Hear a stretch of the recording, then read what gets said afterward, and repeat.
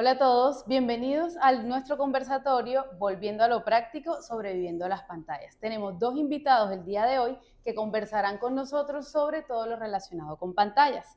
Nos acompaña el neuropsicólogo Iván Cadena, con doctorado en neurociencias, y Celine Guerne, mamá Montessori y fundadora del podcast Pulga en la Oreja.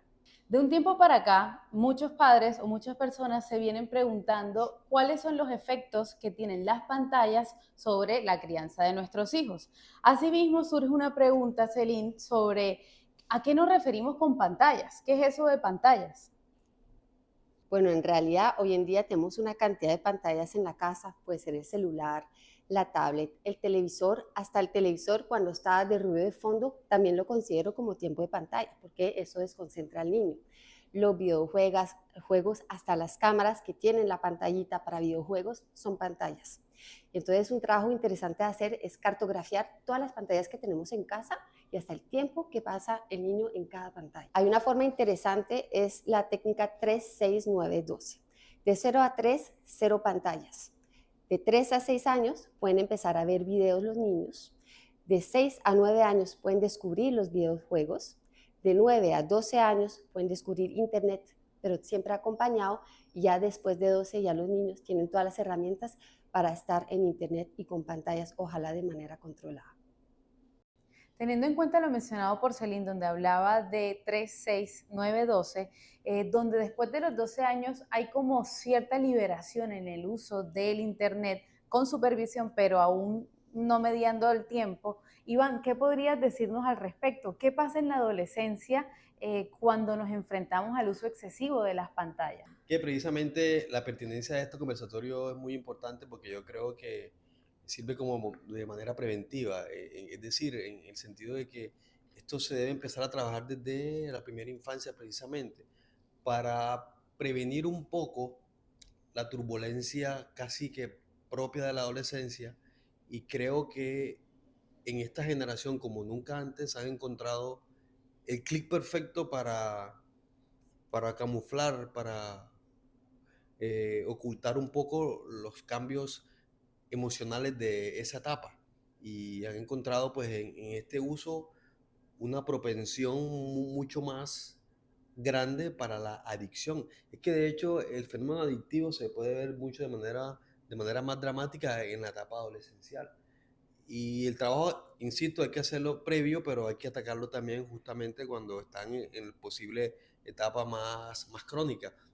Entonces es lo mismo, pues tenemos que volver al adolescente a que use espacios recreativos, a que use espacios culturales, a que utilice espacios deportivos, a que tenga mayor cohesión familiar, ¿sí? Y hay que hacerlo, pero también en la adolescencia también se pueden utilizar estrategias conductuales de limitación del uso de las pantallas, combinado con el uso de estos espacios antes mencionados, recreativos, culturales, artísticos, que sirvan como una alternativa muy importante para ir disminuyendo esa tendencia excesiva al uso de este tipo de tecnologías. Siento que también desde nuestro propio ejemplo nosotros vamos a poder darle esas estrategias a los adolescentes. Les exigimos que no estén conversando con sus amigos todo el tiempo, que miren a los ojos, pero muchas veces nosotros ni siquiera nos sentamos a preguntarle qué tal tu día, cómo te fue, sin estar con el celular en la mano. Entonces la invitación también es que nosotros como adultos o padres seamos el modelo que nosotros queremos para nuestros hijos en el uso de la tecnología. Bueno, bastante interesante, Celine, el hecho de pronto categorizar las edades y el uso, porque de alguna manera no es prohibir o negar el uso de las pantallas, sino de qué manera nosotros como adultos podemos acompañar a implementar las pantallas. Iván, me surge una duda. Hemos visto a lo largo del desarrollo de los niños que las pantallas tienen algún tipo de impacto en el desarrollo de la infancia. ¿Qué podrías decir al respecto? De hecho, es clave lo que tú mencionas de la primera infancia, porque además va en sintonía con lo que está pensando la OMS, y es que está afectando precisamente es en los primeros años, cuando el cerebro está en su proceso de maduración más clave, y es donde es más vulnerable para diferentes cambios que pueda tener en su desarrollo futuro. Las afectaciones son generales, es decir, que van desde lo social hasta lo cognitivo. Y cuando hablamos de lo social, el uso excesivo de las pantallas está haciendo que las relaciones sociales sean mucho más restringidas, sean mucho menos personalizadas, por un lado, pero está afectando también procesos cognitivos como el lenguaje, al verse poco estimulado desde el calor humano, esas estructuras del cerebro que tienen que ver con la adquisición y desarrollo del lenguaje, está afectando la parte atencional de manera muy clave, ¿sí? Porque no está permitiendo que el niño tenga la amplitud o la capacidad de tener una atención mucho más variada en cuanto a foco atencional se refiere. Está afectando la memoria y es quizá uno de los más sensibles, porque está permitiendo que el cerebro tome respuestas muy cortas y fáciles para el aprendizaje y no está poniendo a funcionarlo como se necesita, sobre todo en esos años, para que se construya el proceso cognitivo de memoria. Y por ahí, al afectar los dos procesos más claves cognitivamente hablando, que es la atención y la memoria, va a redundar en el aprendizaje. Entonces vamos a tener niños con problemas no solo para la lectura, para la escritura, sino también para la matemática, que son procesos clave para el desarrollo del cerebro. Y lo que más me inquieta a mí de esto es que los efectos no se van a ver ni siquiera en la infancia. Se van a ver es en la adolescencia, incluso en la vida adulta, porque está permitiendo que el cerebro no se ejercite como debe ejercitarse. Como ustedes muy bien lo dijeron en cuanto a actividades prácticas se refiere, que es la que hemos hecho siempre. Actividades deportivas, artísticas, actividades culturales, que permiten que el cerebro aprenda más y mejor en su desarrollo. Súper. Desde tu práctica, ¿has visto de pronto algún cambio en los trastornos o en los criterios diagnósticos que aparecían antes, no sé, 10 años atrás, ahora? Es que, de hecho, como yo he dicho, que a mí me van a agradecer los pacientes en 20 años y no ahora, así está pasando con esto. A mí no me preocupan los efectos que vaya a tener ni siquiera, si es de preocupar los efectos inmediatos que va a tener, que está teniendo en la primera infancia en cuanto al desarrollo madurativo del cerebro.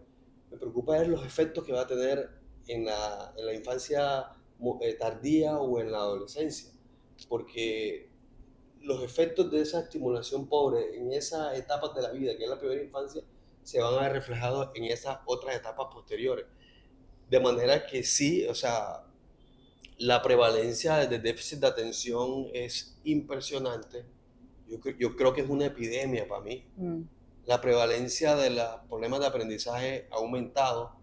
La prevalencia del autismo es increíblemente aumentada.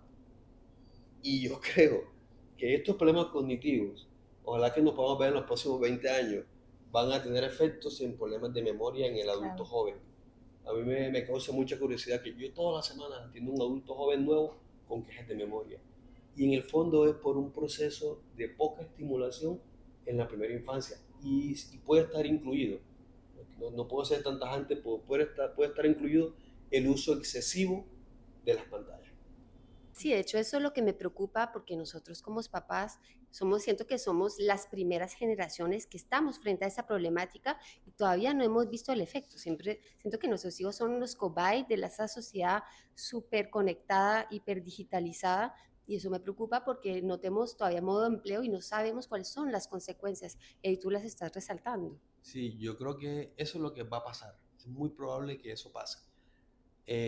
Las pantallas están haciendo que el cerebro no se use, por decir de manera muy tácita, que no es así. Está haciendo que, digamos, que se use menos, que se esfuerce menos.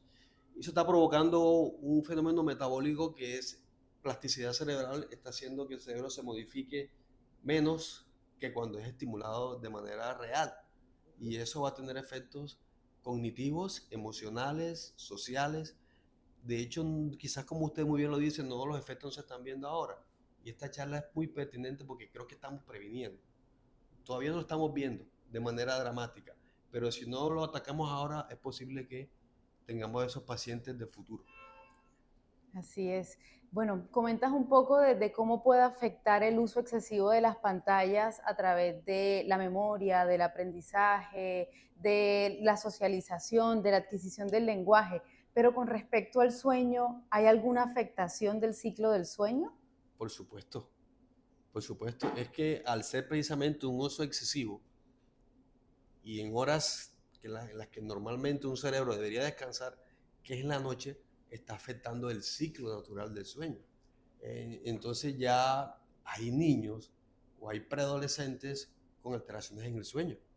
Y esas alteraciones van desde problemas para empezar a dormir, ¿sí? El insomnio de conciliación, hasta problemas para dormir tranquilos durante un ciclo nocturno normal, hasta problemas para levantarse temprano al día siguiente, o incluso estando despiertos al día siguiente, en las actividades académicas, pueden estar medio somnolientos en la clase.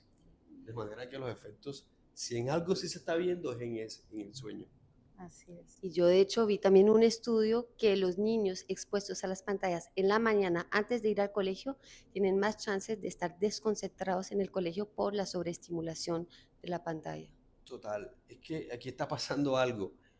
Es que lo de las pantallas, y bueno, eso lo incluye también a los adultos. Nosotros también usamos pantallas, las que usted mencionó. Y es un fenómeno adictivo, y es un fenómeno adictivo como cualquier otro. ¿Y en qué consiste básicamente? Pues se libera dopamina y la dopamina nos produce placer y al producirnos placer queremos más y se convierte en un círculo vicioso. Eso pasa con las drogas, eso pasa con el trabajo, qué sé yo, eso pasa con el azúcar, eso pasa con la gaseosa.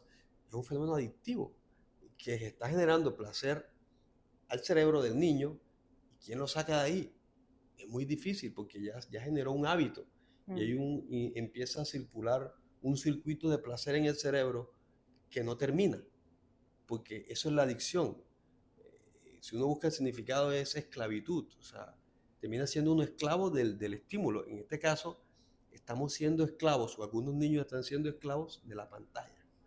Así es, tocas un tema interesante porque muchos adultos o padres creen que no es posible de pronto generar cierta adicción a las pantallas. ¿Cuáles pudieran ser algunos criterios que nos hagan darnos cuenta que nosotros o nuestros hijos están pudiendo estar en riesgo de adicción a las pantallas? Es que lo primero, si hablamos de una adicción, el primer factor de riesgo es el tiempo. Es el tiempo. O sea, cuando hablamos del tiempo, hablamos de que incluso la persona inevitablemente necesita la pantalla, que es el estímulo que le genera placer. Incluso hay casos en que los niños o adolescentes pueden estar frente a una pantalla hasta estando medio somnolientos, medio dormidos, y se cabecean y otra vez se levantan porque necesitan ese estímulo. Un factor de riesgo, entonces, el tiempo de duración. Otro factor de riesgo, pues, los efectos sociales que está teniendo. Está haciendo que seamos más aislados, incluso dentro de la misma casa. A veces nos comunicamos con nuestro papá o con nuestra mamá o con nuestro hermano por la pantalla, por la tecnología, lo tenemos a 10 metros, a 5 metros. Eso es otro factor de riesgo. Y el otro factor de riesgo son los efectos cognitivos que están teniendo. Es decir, cuando ya vemos que el niño no hace operaciones básicas de aprendizaje, cuando no lee con fluidez, por ejemplo, cuando tiene problemas de atención muy fáciles, cuando tiene olvidos esporádicos que antes no los tenía. Entonces los factores de riesgo son esos, el tiempo, los efectos sociales y los efectos cognitivos que pueda tener. Sí, y son síntomas de alarma, diría yo. Genial. Sí, sí, y es que los vemos en cada momento, ¿no? Niños que de alguna manera ya no saben jugar, ya no se saben relacionar, los vemos repitiendo constantemente propagandas, videos que ven en la televisión y relacionarse desde eso que observan. Eh, Surge como la gran duda y bueno, en este mundo tan mediático, tan globalizado, donde las pantallas y la tecnología han cobrado un papel tan importante, ¿qué estrategias offline podemos ofrecerle a nuestros niños? ¿Cómo volvemos a lo práctico? Para complementar de pronto esta pregunta, nos va a acompañar Lucy de la Espriella, fonoaudióloga. Bueno, Lucy, ¿qué tienes para contarnos? Bueno, Es interesante todo lo que hemos escuchado y efectivamente las pantallas tienen sus cosas benéficas, pero también tienen muchos factores de riesgo, como los hemos escuchado.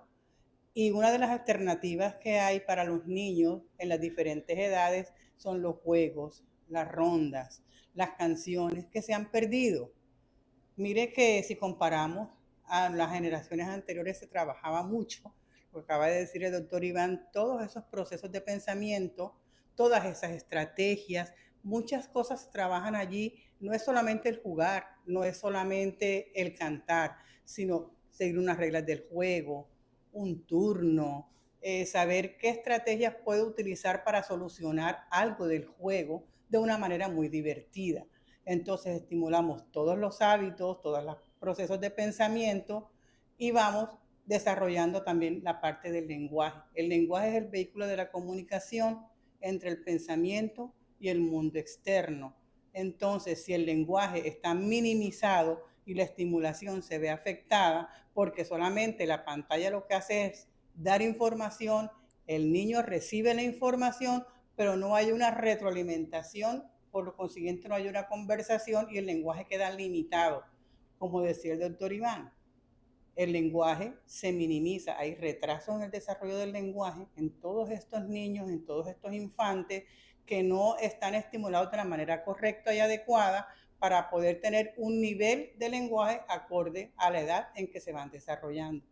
Es importante también los niños que van creciendo darle otros tipos de juegos como el Jenga, parqués, damas chinas, todos esos tipos de juegos que se utilizaban y son juegos de mesa que ya casi están inexistentes, ya no se ven en los jóvenes, sino es todos los niños están jugando con el celular y eso no está desarrollando ninguna habilidades de pensamiento como lo hemos mencionado anteriormente. Incluso dificultad en las habilidades sociales.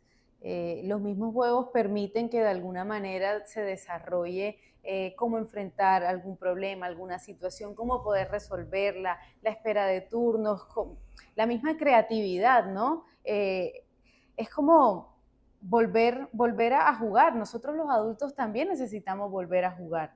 De alguna manera el tema de las charadas o las mímicas, las cartas uno, hace que uno se pueda reunir en familia y obtener como algo un poco más divertido.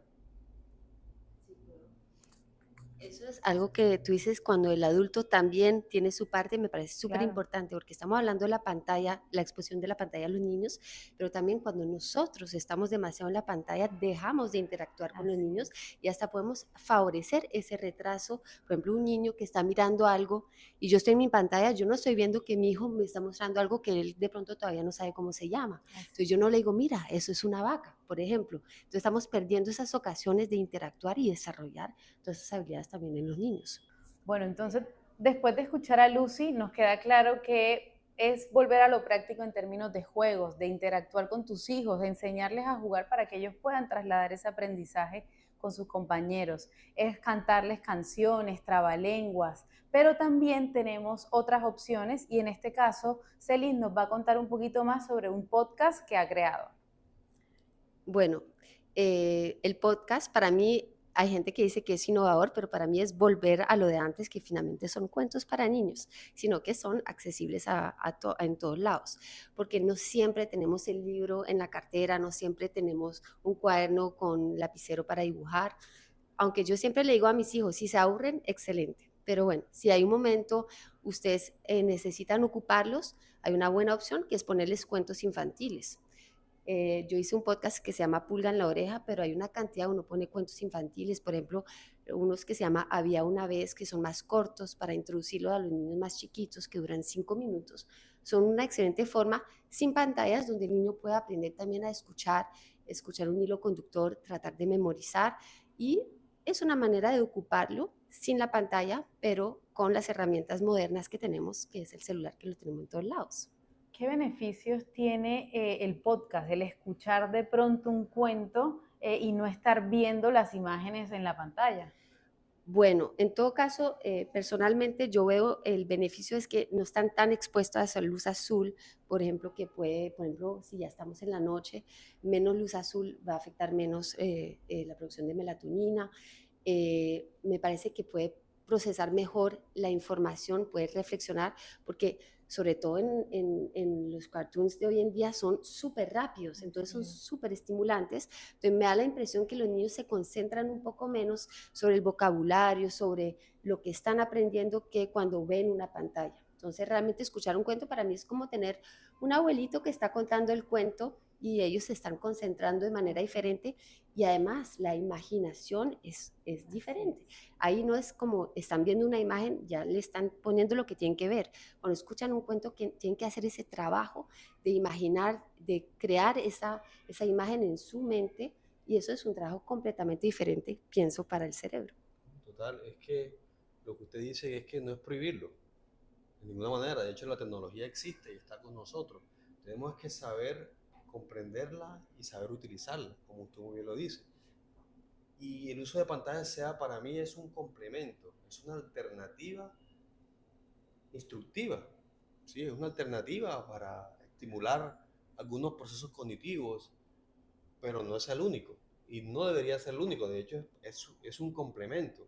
Las principales son aquellas que están en la vida cotidiana, que permiten el movimiento, la estimulación sensorial real, visual, auditiva, táctil, sinestésica, de manera que hay que saber aprovecharla en beneficio, porque es una realidad y no podemos tampoco ir en contra de ella, ¿sí? Sino saber utilizarla en un tiempo determinado y como complemento a otras actividades de nuestra vida diaria que antes hacía y que ahora se ha perdido un poco.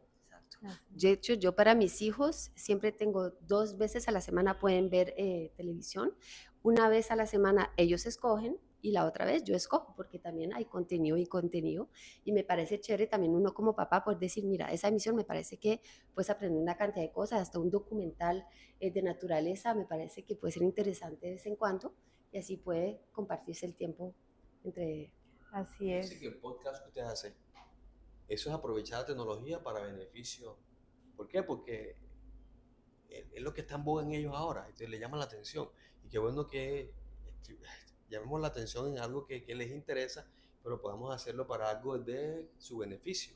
Porque es que incluso en una pantalla tú puedes ver perfectamente un video instructivo. Tú en una pantalla puedes ver hasta un contenido académico, con una clase dinámica de un docente que utilice estrategias que llamen la atención. Y ahí estamos aprovechando los recursos tecnológicos en beneficio del desarrollo integral del niño. Bueno, Celine, escuchando un poquito sobre el podcast, quisiera que nos contaras a todos de qué trata, cuál es el contenido del podcast. Bueno, el podcast Pulga en la Oreja es un podcast donde un abuelo lleva a su nieto a aventuras por la naturaleza colombiana. Entonces, realmente es, primero que todo, el primer objetivo es de presentar a los niños y a las familias diferentes formas de descubrir y aventurarse por la naturaleza. Además, el podcast tiene el objetivo de dar educación ambiental a los niños. O sea, vamos a hablar de biodiversidad colombiana, pero también de ciencias, de fotosíntesis, de ecosistemas, realmente para que los niños conecten con su patrimonio natural.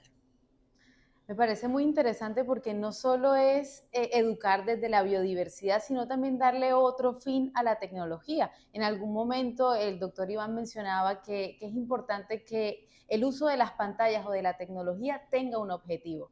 Entonces, me parece que es bastante interesante, ¿no? Cómo podemos implementar el uso de podcast y sobre todo de Pulga en la Oreja para complementar la educación de nuestros hijos. Bueno, me quedo con mucha de la información, sobre todo con la idea de no enfocarnos solamente en los efectos negativos que puede traer la pantalla o el uso excesivo de pantallas, sino de cómo implementarlo en nuestra vida cotidiana, cómo volverlo práctico. Como para ir cerrando el conversatorio, quisiera que de pronto cada uno de ustedes nos dé algunos tips prácticos de cómo hacer ese control parental en el uso de las pantallas. Bueno, por ejemplo, para mí realmente es tener un acuerdo con los niños de cuándo pueden ver. Por ejemplo, el martes pueden ver tele, el jueves también, y cuántos episodios. Realmente tener las reglas claras, porque si no eso está claro, siempre van a estar pidiendo pantalla y esa no es la idea también. Bueno, y otra cosa importante es el balance, como lo dijo el doctor, es realmente que haya una cantidad de otras actividades. Por ejemplo, para mí, si quieren ver tele, primero que haya un tiempo de juego libre, un tiempo de deporte o de actividad física y que haya una variedad de actividades durante el día y que no sea solo la pantalla. Las pantallas tienen básicamente como esas tres funciones: recreativa, instructiva y comunicativa, ¿no? Cuando sea recreativa, tenemos que asignarla en unos espacios propicios, específicos para ello, ¿sí? Porque no podemos esa recreación utilizarla en todo momento, por lo menos en la comida, eh, o, o conversando en familia, ¿no? Cuando vamos a ver cuando vamos al almuerzo es a almorzar, cuando nos vamos a relacionar en familia es a relacionarnos en familia. De manera que además de la regulación en el tiempo, que es una estrategia muy conductual, es determinar el número de horas y los momentos en los que se utiliza, pero también se puede utilizar conductualmente hablando como un castigo, es decir, cuando vemos una conducta inadecuada, pues restringirlo, o como un refuerzo cuando vemos una conducta esperada, pues se puede indicar como un estímulo, como un premio. En lo conductual es importante como estratégico en el uso de las pantallas. En cuanto a lo instructivo, qué bueno que lo utilicemos precisamente con contenidos que formen al niño. Y definitivamente estoy de acuerdo con los estudios que se están haciendo, con lo que indica la OMS, que es que en los primeros 2 años o 3 años, cero, no se debe utilizar. De todo esto vale la pena resaltar que el apoyo que nosotros necesitamos para el control de las pantallas no es solo de los padres o del colegio, es de todas las personas que están involucradas o socializan con los niños y adolescentes. En muchas ocasiones en las casas observamos que las nanas, los abuelos, los tíos dejan deliberadamente el uso de las pantallas para poder hacer otras cosas. Y si bien entendemos de que sirve, es una función para poder tranquilizar, siempre debe estar bajo supervisión. El apoyo de la familia es unida para que ellos también entiendan cuáles pueden ser las consecuencias de este uso deliberado.